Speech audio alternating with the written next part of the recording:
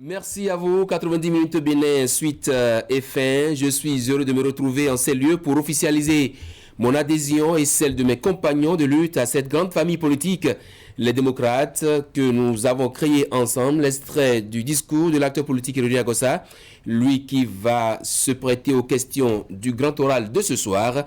On le connaissait président du mouvement, le nationaliste, bien malin qui peut dire pourquoi un tel ralliement et surtout pourquoi maintenant, Ironia Gossa est déjà avec moi sur ce plateau et c'est lui l'invité du grand oral que voici.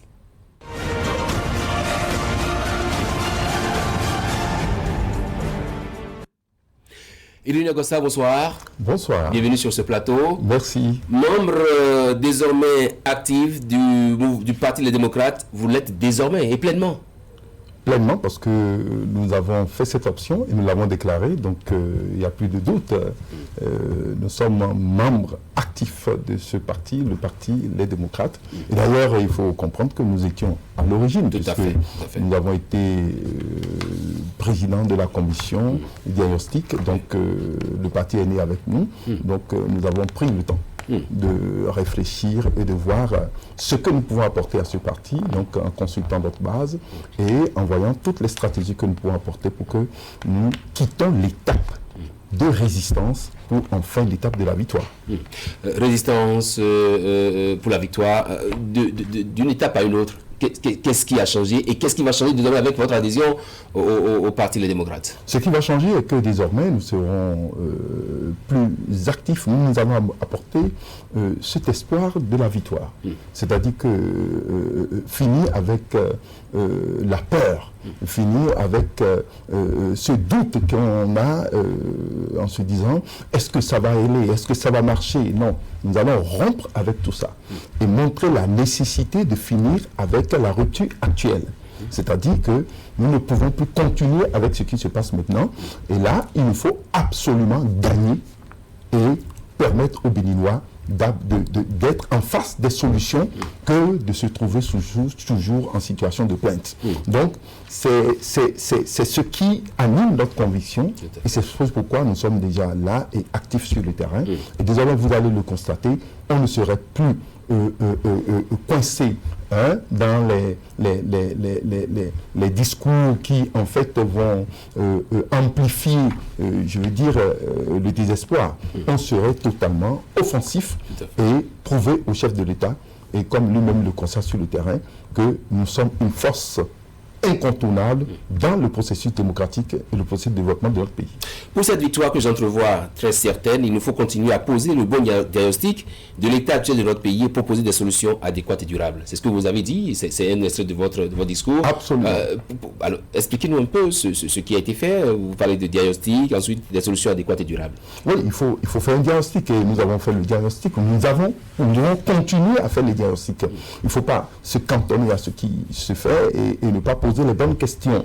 Il faut poser les bonnes questions, trouver les bonnes réponses, ce qui est important.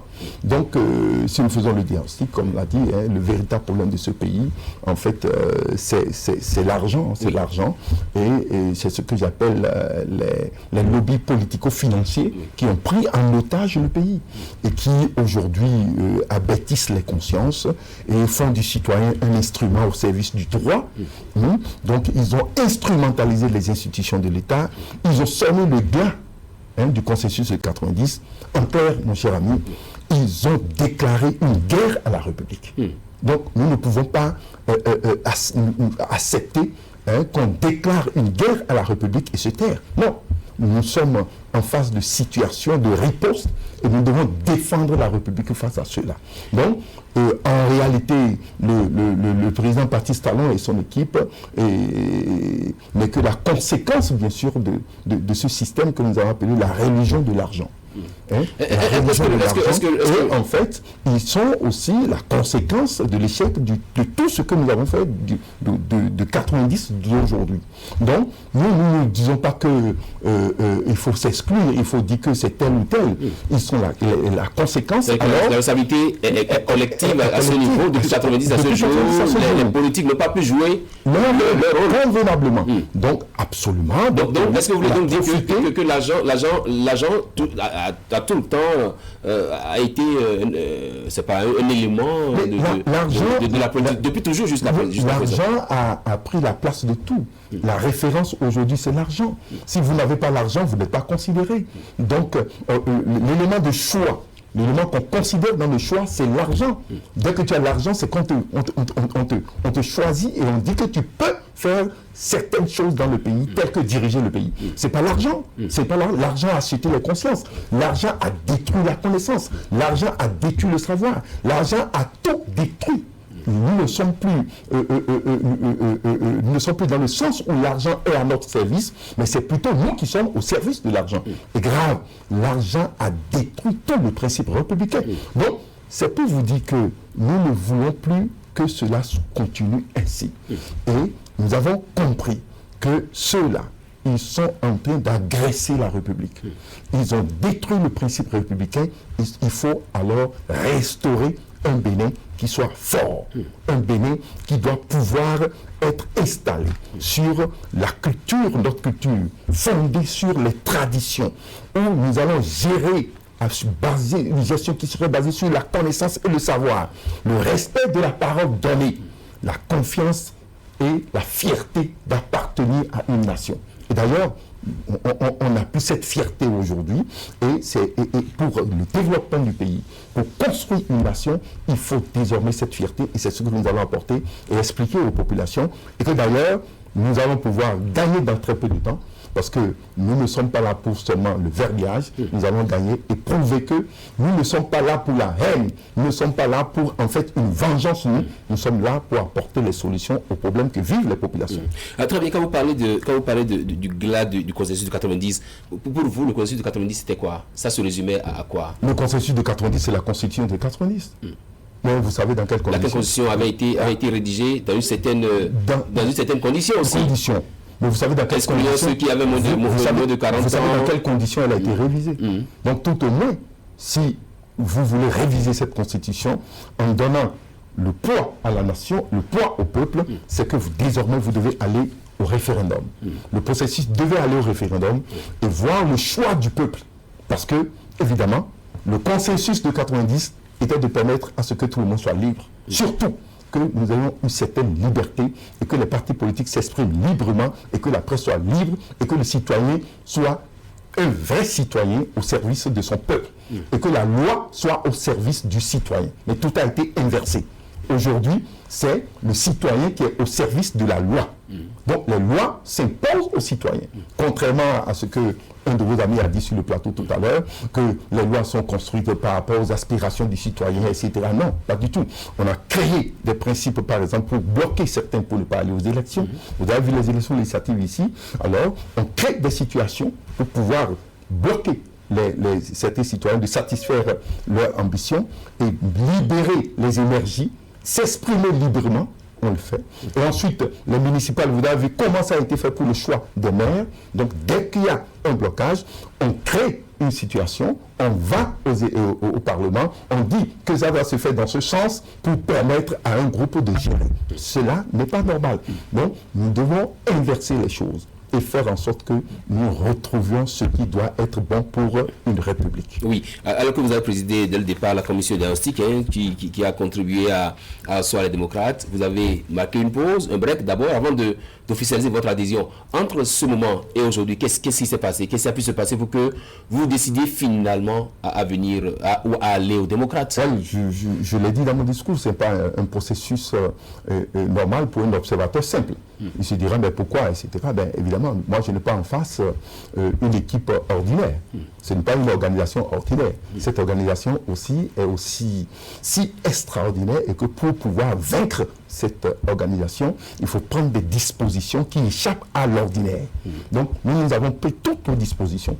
Nous avons vaincu la peur, nous avons vaincu cette crainte permanente et nous avons dit aujourd'hui, c'est la phase de la victoire, et si vous lisez bien mon discours, c'est que nous sommes venus pour convaincre l'ensemble qu'aujourd'hui nous sommes prêts pour aller gagner. Et c'est clair, nous allons gagner parce que nous avons les meilleures solutions, nous avons les arguments les plus importants. Quand on dit que nous allons gagner, c'est les démocrates ou c'est les nationalistes? Non, les démocrates, oui. Désormais je suis démocrate. Donc nous allons gagner avec cette équipe et vous allez voir que nous avons les solutions aux différents problèmes que vivent les Béninois.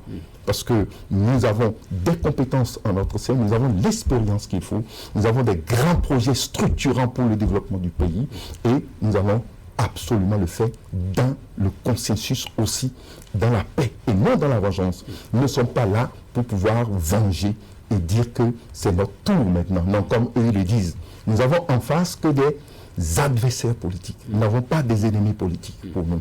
Donc, nous allons pouvoir construire sur la base d'un État béninois fort. Un Bénin fort et qui va permettre à chaque Béninois d'être fier d'appartenir, bien sûr, à cette nation. Donc, on n'aura plus d'exilés, par exemple. Oui, mais qu'est-ce que les démocrates apportent de nouveau, en fait, au débat politique? Parce qu'on les avait fait aussi par le passé. Ceux qui sont démocrates aujourd'hui, c'est des gens qui sont restés au Bénin, acteurs politiques, même si aujourd'hui ils sont de l'autre côté. Mais qu'est-ce que vous avez? Vous allez dans tous les pays. Les démocrates, si je veux parler, par exemple, qui sont arrivés au pouvoir aux États-Unis, ils étaient au pouvoir. Ils sont revenus au pouvoir. Donc c'est le principe démocratique. Vous allez dans n'importe quel pays, c'est ceux qui ont fait l'expérience et qui ont tiré les bonnes conclusions, qui en fait posent le diagnostic et reviennent au pouvoir en essayant de renouveler leur classe. Donc ça c'est je veux dire la classe politique. Et que ça marche. Donc nous n'avons rien fait d'anormal. C'est d'ailleurs notre rôle de venir. Et les propositions que nous avons sont des propositions cohérentes. Aujourd'hui, nous ne pouvons pas développer ce pays sans avoir une politique claire de l'énergie. Donc, il faut avoir une politique cohérente de l'énergie. Avoir une énergie de bonne qualité, une énergie en quantité et qui soit moins chère pour permettre de lancer, bien sûr, la production. Est-ce que vous ne pouvez pas, donc aucun effort n'est encore fait dans le sens de les efforts qui sont faits sont insuffisants. Il faut faire plus. Il faut faire plus. Donc, nous avons alors l'ambition de le faire. Nous avons une ambition claire en ce qui concerne la création d'une classe moyenne. Parce que le président a dit dans sa tournée que l'argent circule. Nous avons, c'est tout à fait faux. L'argent circule sur le plan horizontal. L'argent, la vitesse de la circulation de l'argent sur le plan vertical, elle est lente. C'est-à-dire du sommet à la base, elle est lente. Donc, ceux qui sont à un certain niveau sentent la circulation de l'argent, tel que le chef de l'État, ses ministres, etc. Mais quand vous allez à la base, vous sentez que la vitesse est si faible que d'autres n'en trouvent pas, à cause du fait qu'il y a beaucoup de licenciements, à cause du fait qu'on n'a pas mis à la disposition de la population les opportunités qui existent. Par exemple, dans le coton, ces opportunités sont mises à la disposition de qui? Au port, ces opportunités sont mises à la disposition de qui? Le Nigeria qui a fermé, les opportunités qui étaient là sont où maintenant? Donc, il faut absolument remettre tout ça en place et permettre un élargissement de l'assiette et de ressources au niveau de la classe moyenne et accélérer la circulation verticale de la monnaie. Donc, il y aura une circulation de la monnaie. Donc, c'est clair qu'aujourd'hui, l'argent ne circule pas parce que nous avons un mauvais système d'échange, un mauvais système d'investissement. Parce que ceux qui gagnent dans le pays, ils investissent dans quel secteur? On ne sait pas. Et quand vous n'avez pas un secteur d'investissement viable, alors comment voulez-vous produire? Et la production, quel est ce sens? Ça permet à qui de s'en sortir? Les opportunités sont où? Il faut les diversifier et ensuite les mettre à disposition pour que ça marche avec un système bancaire qui serait adapté. Nous sommes en train de mettre tout en place pour que, en réalité, dès que nous serons là, plus rien ne peut nous arrêter, vu l'expérience que nous avons eue et les capacités que nous avons aujourd'hui. Nous allons répondre immédiatement aux problèmes qui se posent dans le pays. Nous rassurons les militants, rassurons les citoyens que l'argent va circuler et la confiance va renaître. Pour vous, je rappelle un extrait de votre discours, le Bénin d'abord, l'État ensuite, et le droit, enfin, sera son credo. Il est grand temps que le droit soit mis au service des citoyens. Absolument. Oui. Il faut que les citoyens se sentent dans la nation. Et qu'il n'y ait pas d'exclusion. Il n'y ait pas d'exclusion. Donc, les lois ne viennent plus, bien sûr, pour créer une situation d'exclusion, de pénalité dans le pays. Il faut que la loi soit celle qui doit servir à résoudre les problèmes des citoyens. C'est ça ce que nous voulons. Aujourd'hui, ce qui se passe est tout à fait le contraire. Ce qui fait que le droit est à la disposition des transgresseurs de la loi. Ce n'est pas bon. Il faut un État béninois fort, un pays fort où la parole donnée doit être respectée. Il faut enfin que nous ayons un droit, bien sûr, à la disposition du citoyen et que le citoyen soit respecté. Et au-delà de ça, oui, c'est vrai que les démocrates rêvent d'accéder au pouvoir. C'est ce que vous dites. La victoire, vous l'avez dit d'ailleurs, la victoire, vous dites, c'est prêt pour conduire avec vous notre vaillant peuple à une victoire plus que certaine et sans faille qui sera couronnée en 2021. Mais pour aller en 2021, il faudrait d'abord passer par la question du parrainage. Comment est-ce que les démocrates comptent-ils s'en sortir? Nous aurons le parrainage obligatoirement parce que nous savons que la conviction aujourd'hui, c'est le développement du pays. Le chef de l'État lui-même sait. Il ne peut plus tenir un discours aujourd'hui sans dire que les démocrates auront le parrainage. C'est lui-même qui le dit. Et quand il le dit, et il précise que nous aurons, bien sûr, le récépissé, bien sûr que ce n'est pas à lui de le dire, parce que là encore, c'est une... Non, il dit qu'il va peser son poids, il pèse de son poids pour que vous puissiez avoir le récépissé. C'est un dysfonctionnement. Nous déposons un dossier et que c'est conforme, nous devons avoir notre récépissé. Mais au-delà de ça, quand il le dit dans une salle, vous voyez comment les populations qui sont censées être ces militants, les militants de l'UP ou bien de BR, vous voyez comment ceux-là ovationnent. Donc c'est une aspiration même du peuple. Ce n'est pas nous, ce n'est pas que nous, c'est une aspiration du peuple. Voir aujourd'hui les démocrates participer aux élections et gagner, c'est une aspiration du peuple. Donc ce n'est pas seulement une volonté des démocrates. Nous avons dépassé cette étape et vous allez comprendre à travers la tournée du chef de l'État que la victoire est certaine. Elle est certaine parce que il est tenu de parler des démocrates dans son politique, pour gagner le pouvoir, et donc c'est normal que vous puissiez dire que vous allez gagner, non? Non, nous allons gagner parce que c'est normal qu'on gagne, parce que dès que vos aspirations, vos revendications, les lignes que vous soutenez deviennent les lignes que soutiennent le peuple, alors mais il n'y a pas autre chose, il n'y a que la victoire au bout du rouleau. Donc c'est tout à fait indiqué, nous aurons le récépissé, nous aurons le parrainage parce que le peuple le veut. Même les militants du chef de l'État l'ont exprimé en joie, en disant de le faire. Alors nous aurons tout. Qu'est-ce qui fait dire que dans la salle, il n'y a que les militants du chef de l'État? C'est une fraude de la population qu'on a invité. Le président doit prendre des dispositions contre ça voudrait dire que quand Bouniaï sortait, c'était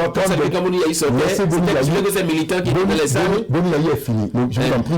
Je voudrais savoir, puisque Bouniaï aussi descendu sur le terrain, est-ce que vous voulez donc dire que ce Bouniaï, c'était donc que ces militants qui étaient dans les salles quand ils sortaient? Monsieur Issa, votre discours d'adhésion finit par ceci. Nous allons y parvenir, rien que par notre foi et notre détermination, et bientôt avec ce peuple désabusé. Absolument. Oui, votre mot de la fin. Notre mot de la fin, c'est clair, je vous le dis. Laissez Bouniaï. Même s'il était en continuité. Bouniaï est déjà à sa retraite, comme il le dit. Mais il est très actif, il est à vos côtés, il est démocrate. C'est un démocrate convaincu. Il donne de l'amour à ce pays et tout le monde le sait. Et d'ailleurs, le chef d'État a voulu, bien sûr, que cet amour soit partagé à travers une réconciliation. Donc, c'est pour vous dire que c'est indispensable que nous participons aux élections à travers les vœux même des militants du chef de l'État. Je veux dire les militants BR et UP, en tout cas du Nord. Donc, à vous entendre, c'est que dans la salle, il y a eu les militants UP et BR. C'est ce que vous confirmez ça? S'il n'y a pas ça, je conseille au chef de l'État de prendre des mesures face à ses préfets, face à ses ministres de ces zones et face aux partis de ces zones. Parce qu'il ne peut pas convier les militants démocrates à rencontrer le chef de l'État à 5 mois des élections présidentielles. Donc, je crois qu'ils ont fait un travail tout à fait appréciable, ces militants, en nous soutenant et en demandant que la démocratie soit une réalité dans notre pays et que le chef d'État aussi souhaite que les élections prochaines soient une fête. Donc, nous allons pouvoir être dans les conditions pour que ça soit une fête et que tout le monde soit rassuré. nous allons gagner ces élections. Merci. Parole de Ironie Agossa, acteur politique, membre. Au sein des démocrates, vous êtes à quel poste là? Vous êtes d'abord membre pour le moment. Je suis membre, bien sûr, et que les procédures sont... Vice-président, nous allons pouvoir accepter, bien sûr, le poste qui nous serait proposé. Merci. Et nous allons continuer le combat, quel que soit le niveau où nous serons. Merci à vous, Ironie Agossa. Je rappelle, vous êtes acteur politique membre du parti à gestation, les démocrates, c'est bien ça. C'est un parti déjà considéré, dès qu'on dépose le dossier, nous sommes déjà un parti. On attend le récépissé toujours. Le récépissé est là parce qu'il y a quelques reproches et nous allons apporter des réponses et il n'y a pas question que nous n'aurons pas notre récépissé. Merci à vous. La suite de votre émission Radou Nouvelle, c'est dans un instant.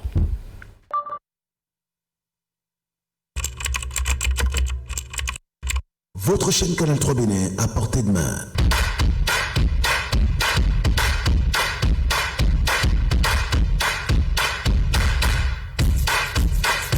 Découvrez désormais depuis votre smartphone ou tablette toute l'actualité nationale et internationale, vos émissions préférées de la chaîne Canal 3 en live 24/24 où que vous soyez à travers son application disponible en téléchargement libre sur Play Store. Canal 3 et sur le www.canal3television.com. Vous êtes les bienvenus.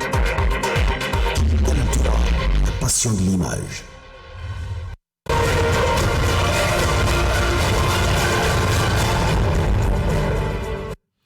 Nous voici sur votre page Actu Web avec 3 sujets. La descente de l'État sur le terrain, la méthode des écureuils sur les crocodiles du Lesotho et le décès du professeur Félix Iroko. Il est déjà là pour nous s'entretenir à propos. Roméo, bonsoir. Roméo. Bonsoir. On va y aller tout de suite pour le sujet. Je vous laisse le micro. Allez-y. C'est la tournée du chef de l'État. Il a lui-même annoncé sur sa page Facebook. Tout à fait.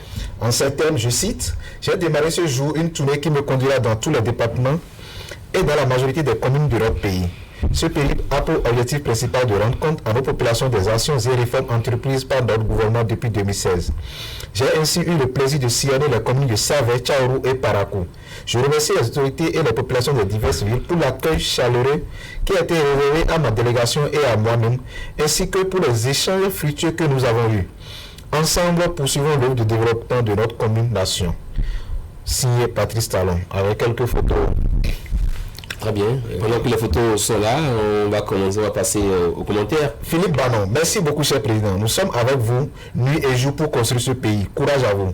Haïté Francis, merci, monsieur le président. Longue vie à vous et vive le second mandat. Wahid Ola, merci à vous également, monsieur le président, pour le travail abattu. Ensemble pour un autre mandat unique. Tata 2021 AT 100%. Wilfried Avosson, bonne tournée, mais les ceintures serrées font du mal. Gary vaut le prix d'or. Candidat Djankou, très cher monsieur le président de la République, programmez aussi cette tournée dans les écoles. Vous comprendrez que les écoles manquent cruellement de salles de classe.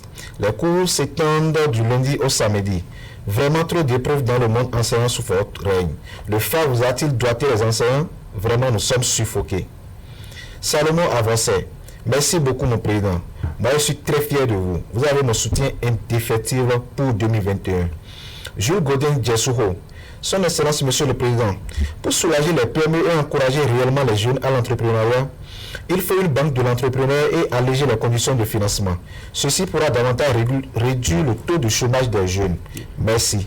Alessandre Ganrou, vos actions montrent que la richesse de l'homme n'est pas ce qu'il possède dans le confort, mais plutôt le nombre de personnes qui le soutiennent au moment où il souffre pour l'intérêt commun. Courage aux compétiteurs, vous avez le mérite de vos succès pour votre élection en 2021. Bataillon Vincent Kouakamou, n'oubliez pas de payer les primes des anciens ACE Maïepo de 2014 que vous avez remercié sans pitié et état d'âme en 2016. Charlemagne Mas Akoyi, nous vous espérons impatiemment à l'université d'Abomey-Calavi. Romaric Agbokan, lorsque nos commentaires sont filtrés, vous ne rendez pas de bons services au chef. Acceptez les comptes pour vous corriger. Demandez au chef de faire un tour dans les collèges. Bientôt 2 mois de la rentrée 2020-2021, nos enfants n'ont pas d'enseignants. Les collèges privés sont en devoir pour le compte du premier trimestre. Ouais. Serge Dedjinou, Monsieur le Président de la République, ne tombez surtout pas dans le piège du compromis pour la relation, pour abandonner les réformes salutaires ayant abouti à la révolution de notre pays. Votre travail abattu suffit largement pour vous renouveler la confiance. Tout n'est pas bon, mais avec le temps, les choses rentreront dans l'ordre. Vœux de santé à vous. Oui. Alak Beni Gisèle Alaké, vous faites la fierté du Bénin de tous les Béninois, mon cher Président. Que Dieu, la main de nos ancêtres, vous protège. Michael Kohonou, félicitations pour votre franc-parler lors de votre tournée. Vous avez dit tout haut et clair ce que nous disons tout bas. Mewere Yvonne Adjovi Bokor, bravo Monsieur le Président, le Bénin est avec vous. JB Prince Oluku, merci Prégo. Nous te sommes aussi reconnaissants pour cette visite à Savay. J'ai aussi retenu de votre discours que vous êtes un homme humble et de parole. Merci pour le processus de libération des prisonniers post-électoral que vous avez dit. Et pour finir, merci aussi pour votre mandat unique. Que Dieu vous bénisse. Marcel TV, venez aussi nous rendre visite à Kpao. Monsieur le Président, nous en avons besoin. Votre présence pourrait changer beaucoup de choses dans notre localité. Namboni, Boni Dieu donné. C'est bien, cher papa. Il faut ramener les exilés. Le pays nous appartient tous. Ils ont aussi leur contribution pour le développement du pays. Vous seuls, vous ne pouvez pas développer le Bénin. Quels que soient vos efforts, cher papa, Dieu a pardonné le monde entier malgré nos péchés en nous envoyant son Fils unique. Pardonne-les, pardonne-les, pardonne-les, quelle qu'en soit la gravité de leur faute. Pardonne-les. Jidas Roumanou, Prégo, ça chauffe dans les poches. Pensez à une nouvelle stratégie de relance économique pour le second mandat déjà bouclé. Ceux qui sont contre peuvent se rendre en Côte d'Ivoire pour demander conseil. Achille Takpa, la restauration de la République passe par l'ordre. Il n'y a pas de zone hors de la République. La conscience républicaine est une valeur non négociable. Bravo au Sahel de Tchaourou. Ça va être difficile, mais nous sommes sur la bonne voie. Ismovic, retour des exilés politiques et organisation des élections inclusives comme en 2016. Nous ne voulons pas revivre la terreur des législatives passées. Voilà un peu. Très bien. Le sujet numéro 2, les écureuils qui ont surfé un peu sur les crocodiles du Lesotho, 1-0, un but marqué par Jodel Dossou, c'est bien ça. Oui. On va suivre rapidement la publication, les commentaires. J'ai une vidéo pour vous de la fanfare de la gendarmerie qui accompagne les écureuils. Ah bon. On y va. Allez-y d'abord. Une publication de Tanguy Agoyi qui dit fin de la deuxième partie du match Bénin-Lesotho. Le Lesotho qui a obligé le Bénin à défendre un peu plus en faisant les transversales après une longue phase de petits espaces. Les écureuils ont été éprouvés, même s'il a très peu d'occasions franches des deux côtés. Sim Mounier, qui a raté 2 têtes en première partie, s'est rattrapé en seconde mi-temps en envoyant une balle sur le poteau droit de Bénédicte, le gardien de Lesotho. Score final 1-0. Les commentaires. Fiacre Kodjo Koukoudou. Une victoire passable. Judikaël Sagli. Il fallait mettre Chabel Gomez très tôt dans le match. Il pourrait changer la donne. Michel Denis Baguidi. Allez les écureuils. Mais les joueurs du Lesotho sont trop pauvres en taille. Koi. Meda Mbere. L'essentiel est fait et les regards sont tournés vers mardi prochain pour prendre 3 nouveaux points. John Rechin. Mouni n'arrive pas à marquer les coups de tête. Il doit aller à l'école de Drogba de Wilfried Boni. Asteras Brice. J'ai prédit ce match en détail sur votre publication de ce matin. Ednik Farouk Azifan, les 3 points sont bien arrachés. Félicitations aux joueurs. Fortuné Agassono, les écureuils doivent beaucoup travailler avant mardi, sinon la tendance sera renversée. Ahmed Baparapé, je crois que pour le cas d'espèce, c'est le résultat qui comptait pour nous et on l'a. C'est déjà l'essentiel. Toutefois, l'entraîneur doit pouvoir tirer le son des failles observées pour parfaire l'organisation technique de l'équipe la prochaine fois. Bravo les gars et bonne suite à nous tous. Aziza Soulé, mes félicitations à la team nationale. Toutefois, je reste inquiet sur le résultat que produirait cette équipe le mardi prochain. Le coach doit exiger plus d'efforts des attaquants. Voilà. On va rapidement suivre la vidéo avant de venir pour le sujet de fait. Okay.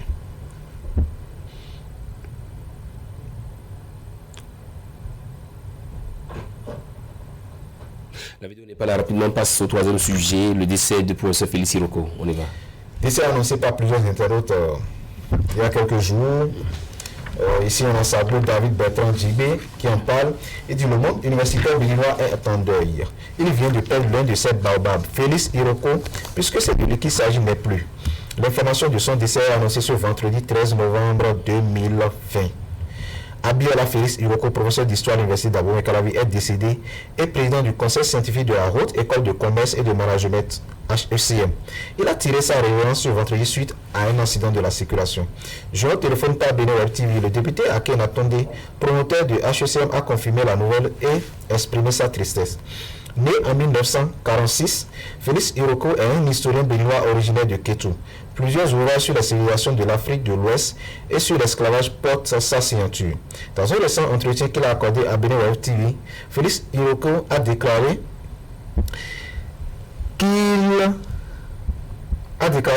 qu'il faut condamner les Africains pour la traite négrière.